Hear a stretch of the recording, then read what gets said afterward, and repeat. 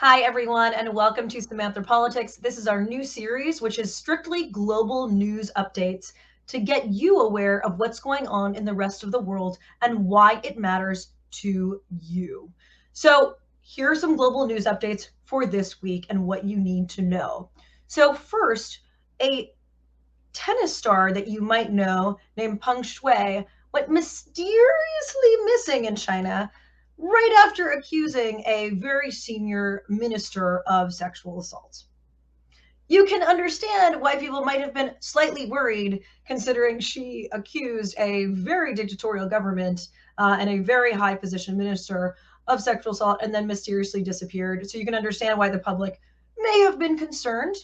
So, after lots of reports and social media going crazy saying, "Where is Peng Shuai?" Finally, there was some very carefully calculated state run television stations and media putting out images of Peng Shuai, making her look sunny and happy and as if nothing was wrong, and claiming that she's disappeared because she wants them to respect her privacy. But it's pretty obvious when the only places that are reporting about you or being able to post pictures of you are state run that they're trying to control the narrative and they want to control the propaganda. So it's unclear whether she's safe. I think what is pretty clear is that her concerns about being sexually assaulted by somebody in the Chinese government are not going to be addressed, or the way they're going to be addressed are in the classic blame the victim way of let's just get rid of the victim instead of dealing with the actual perpetrator. This has caused an international crisis in the tennis world, with the World Tennis Association saying that it may actually pull out of China due to this controversy. So my heart is with Peng Shuai, and I think what an amazingly brave woman to take on a government that is so dictatorial and so intolerant of criticism and speaking her truth. And we need more of that. And really, really brave, incredible woman and an amazing tennis player. Our next story is the Build Back Better bill. We may have, I'm sure you all heard versions of Build Back Better, Build Better Back, Build whatever, but Build Back Better, which was one of the cornerstones of Biden's whole ideas coming into the presidency, a $1.75 trillion spending bill has just been passed by the House. But what is actually in the Build Back Better bill? There's a couple things I wanted to point out that I think are really important and very much needed in the United States of America. One of those is $400 billion for universal pre-K. So research actually shows that children who graduate from preschool have improved academic readiness, which is obviously extremely clear, lower incarceration rates later in life, and higher earnings later in life. So preschool has been exactly correlated with all of these things happening later in life. Uh, in addition, I actually have a niece who's 2 and who just started preschool. And you could just tell at age 2, these kids are so ready to learn. They want interaction. They want stimulation. They're sick of their mom and dads. I'm sorry to call in Molly, but she was ready for some other schooling besides her parents. They want to interact with other children, and they have the aptitude and capability to learn. Yet pre-K has kind of been reserved just for those people who have money, and even then is extremely expensive. So having universal pre-K, I think, would actually lead to higher GDP later on in America if we put every kid through pre-K and improve their academic readiness and got them in their learning journey much faster. They're going to get to their earnings journey much faster and to their careers. So $400 billion for universal pre-K. There also will be a 1-year extension of the pandemic era child tax credit. Now, this provides parents with $300 every month per child under age 6 and $250 every month per child ages 6 to 17. So families that do not earn enough money to qualify for income tax liability will be eligible to continue receiving this child tax credit after this 1-year period. The child tax credit is not actually this new novel concept. It's something that's been done in Western Europe forever. And it's the idea that if families can't make ends meet and they can't feed their children, and there's a lot of families within America where kids are starving, where they don't have enough to eat, where mothers don't have enough food to put on the table. And getting that child tax income credit just helps them to live, frankly. So I think that's also incredibly positive. Also, $200 billion for 4 weeks of paid leave. This would create a permanent national paid leave program that gives workers, including those who are self-employed like myself, 4 weeks of paid family and or medical leave, which could be used for caregiving or illness. Now, this would be monumental because the US at this point is the only country in the Western world without federally mandated paid leave. My sister is a public defender. She makes way less money than she could working for a big law firm. And when she had a baby, she had no paid leave. And that is from the federal government as her employer. I mean, is that crazy or is that crazy? And if you think about that, $200 billion to give every person 4 weeks of paid leave is really not that much money. And also 4 weeks of paid leave isn't even that much. If you think about what a 4-week-old baby looks like, a 4-week-old baby is like still like that big. It's a tiny baby. So honestly, it's really not even enough maternity or paternity leave to give people if we really wanted to give them what they need, which is frankly 6 months to a year, but at least it's something. Let's see. Okay. So the last thing, we have a very special picture coming up, is $150 billion to expand affordable home care. So a very important photo coming up, which is my grandmother Millie, RIP Grandma Millie. Grandma Millie passed away at 94, but Grandma Millie also developed Alzheimer's/dementia around 89. So for 5 years, we needed to find healthcare, private home care for my grandma. We tried to, put her into a assisted living home. She was not happy there. It wasn't the right place for her. And my grandma burned through most of her money paying for somebody to take care of her. There are years-long waiting lists right now of people with Medicaid that are trying to get home care that cannot get it. So there's more than 800,000 seniors and disabled Americans on state Medicaid waiting lists. And, should you have to go through your life savings at the end of your life because you need care?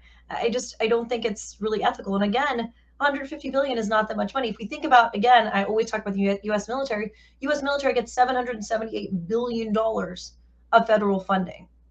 And then we leave our elderly sitting on waiting lists so that they can have somebody take care of them. Elderly people want to be able to take care of themselves, but in certain cases they can't and they need help. And I think that's part of our duty as Americans, that we should be able to take care of our elderly people. So where's the money going to come from?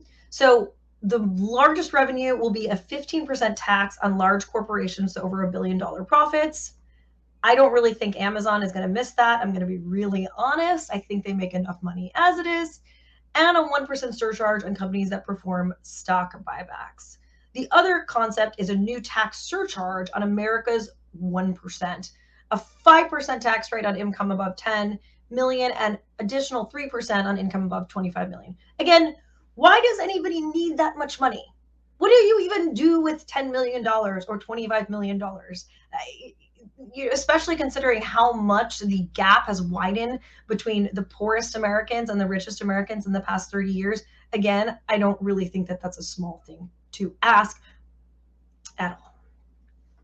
Moving across the world to Austria. Austria is going to be the first Western country to make the COVID vaccine mandatory. Western countries have shied away from making the vaccine mandatory because Western countries have such a obsession with individual and personal agency. However, as you can see in the graph, Austria has experienced a huge spike in COVID cases in November of this year, likely because the temperature has been dropping in Austria, and Austria is cold in the wintertime. If you've ever been there, it is freezing. So likely due to that, but also it only has 66% people unvaccinated, or excuse me, only 66% of people are vaccinated in Austria. So it has a very low COVID vaccination rate, and people just aren't getting vaccinated. Even after they put a ban on people who are unvaccinated from pretty much doing anything. going to the grocery store, going to the Christmas market, going to the opera, whatever it is, they still have extremely low vaccination rates. So they've decided to impose a vaccine mandate as of February of next year. It's unclear what's going to happen if you don't get the vaccine. But again, if people got the vaccine, they wouldn't have to impose a vaccine mandate. Other countries that have had vaccine mandates are Indonesia, Turkmenistan, and Micronesia. I liked what Micronesia President David Penuelo said. He said, I guess freedoms these days are important, but how can freedoms be that important if you die from them? Is having freedom more important, or is being vaccinated and not dying important?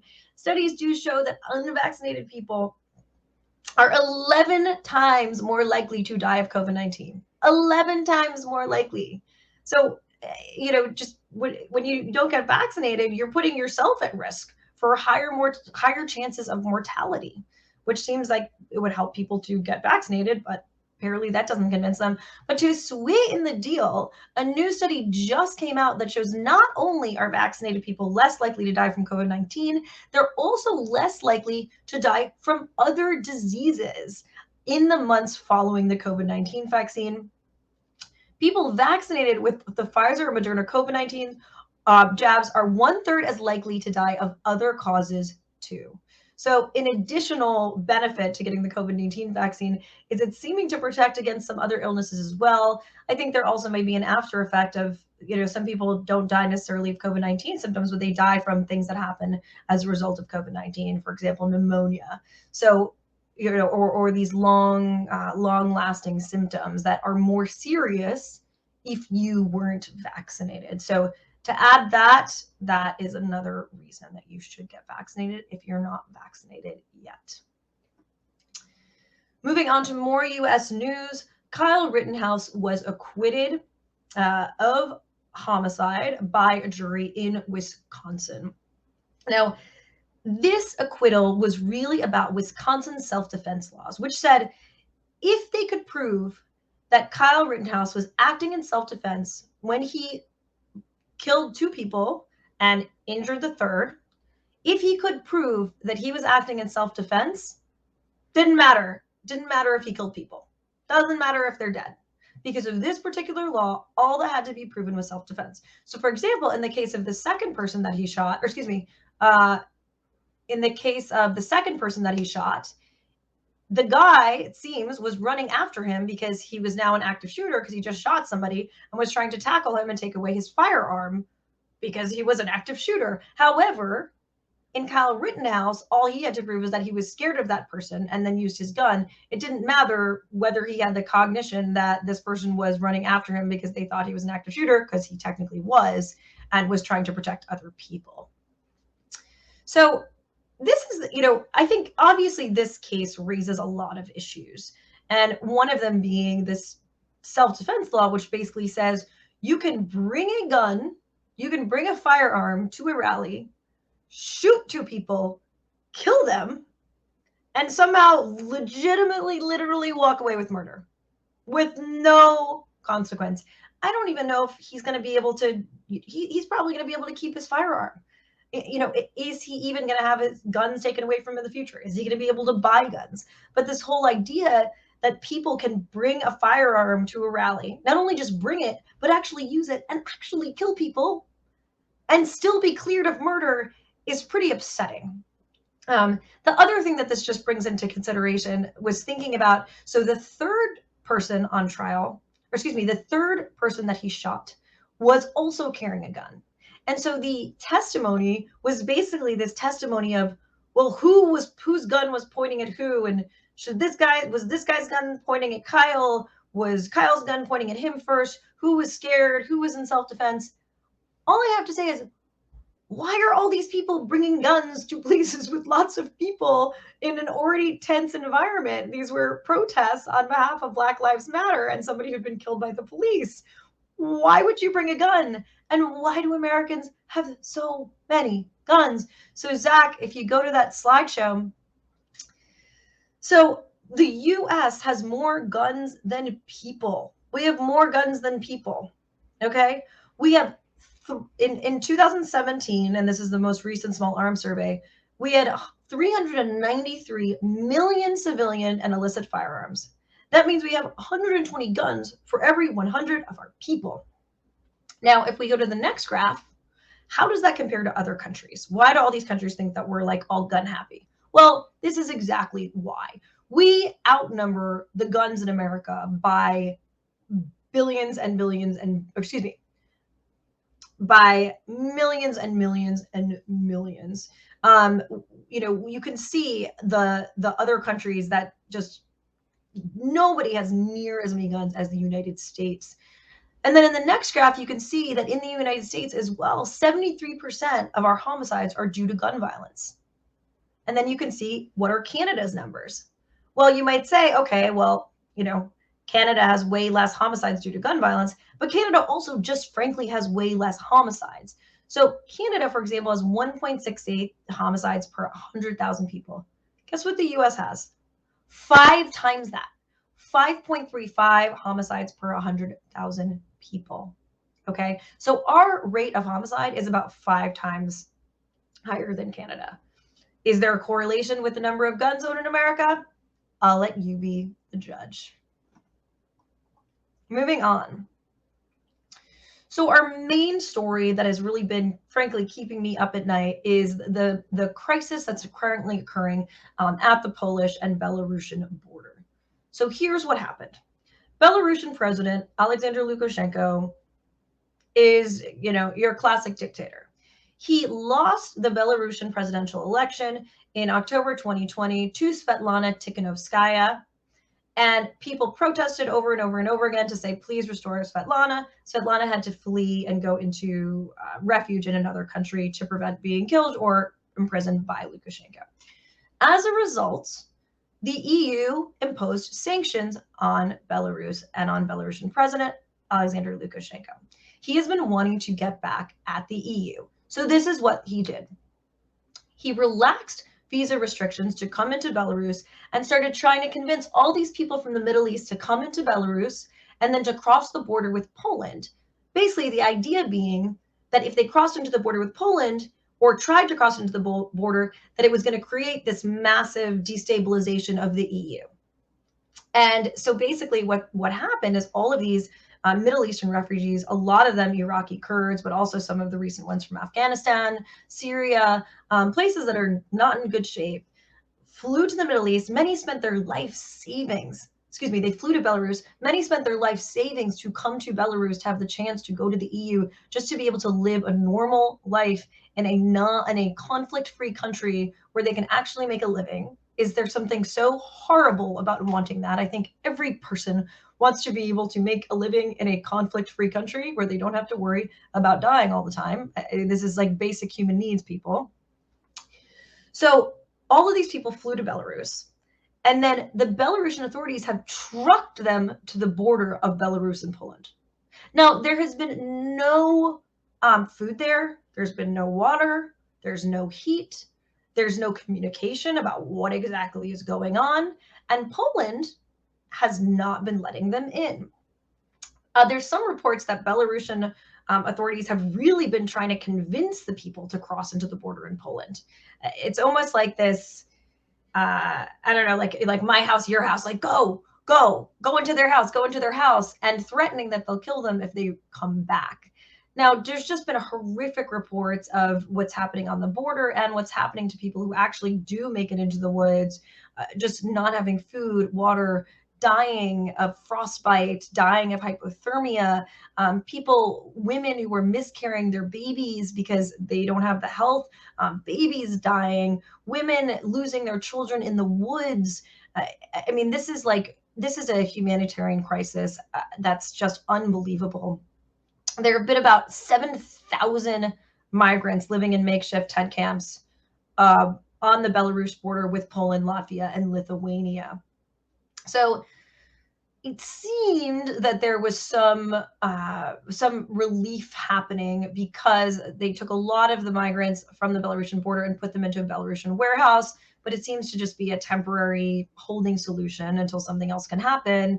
And some of them were repatriated back to their home countries. Now, This is incredibly sad for those people. Yes, they're not dying of hypothermia in the woods, but many spent their life savings and to come to Belarus on the promise that they would be able to get into the EU, not knowing that Belarusian president Alexander Lukashenko and Poland, Lithuania, and Latvia had zero agreement that these people would be able to cross over from Belarus into the EU. He kind of made it sound as like, this is your ticket, come on in, we're going to truck you to the border and then let you free and you're free to go across. Not the case at all. Also, it is freaking cold in Belarus and Poland right now. I don't know if you've been to Poland in the winter, but I have. You literally cannot have a shred of skin showing. It is freezing cold. It is so, so cold. So the idea of people being there for weeks without food, without water, and in that cold is just excruciating. People just watching kids die, severe hypothermia. In addition, sometimes when people call ambulances, the emergency services operator didn't send an ambulance and threatened to call border guards to deal with the refugees. In essence, not giving these people who are dying access to emergency services, even though the Belarusian authorities were the ones that got them there in the first place and put them in that position. In addition, they've restricted humanitarian aid groups and journalists from going to that border zone. And the way they do that is they basically say, you can't go to this zone. And also, it is illegal for you to help migrants that are trying to get into Poland or who have illegally passed into Poland. So if you try to help a family that's made it into the woods and they're dying, and you give them water, you give them a safe place to stay, you give them food, you could go to prison for 1 to 4 years. So people that are really, want to help them are also facing pressure that they could be prosecuted for helping these migrants. In addition, on the Belarusian side, they're seeing guards that are selling food and water to the migrants and charging like $50 for a biscuit or a bottle of water because they know that mothers will pay the prices because they want to keep their children alive. So, what they're saying about this whole crisis is that, whether or not this particular crisis is ameliorated, there are a lot of places in the world that have destabilization. And Belarus and Lukashenko's kind of a live wire. He's just looking for all of these ways to get back to the EU, get back at the EU. So even after Merkel called him and said, you've got to do something about this, there's reports that the Belarusian authorities are still trucking people en masse to the border from Minsk. And what does this say generally about migration flows in the future, and how can we handle them, especially if we're not all allies and working together? So that's it for this week's episode of Global News Updates by Samantha Politics. I'm your host, Samantha Carlin. If you liked this, if you got information from it, if you learned at least a little bit, we hope you'll consider subscribing to our channel on YouTube and or giving to our Patreon. It helps us to cover production costs in order to support this show, and those links will be in the chat. I also want to give Stream Inspectors a big thank you for producing this show. Every time I say, hey, Zach, can you put up that slide? That's Zach in the background, making things go according to course and making sure that I look good and deliver well on camera. So thank you so much to Zach and the team at Stream Inspectors. We'll see you next week for our next Global News Update. Thank you, everyone. Good night.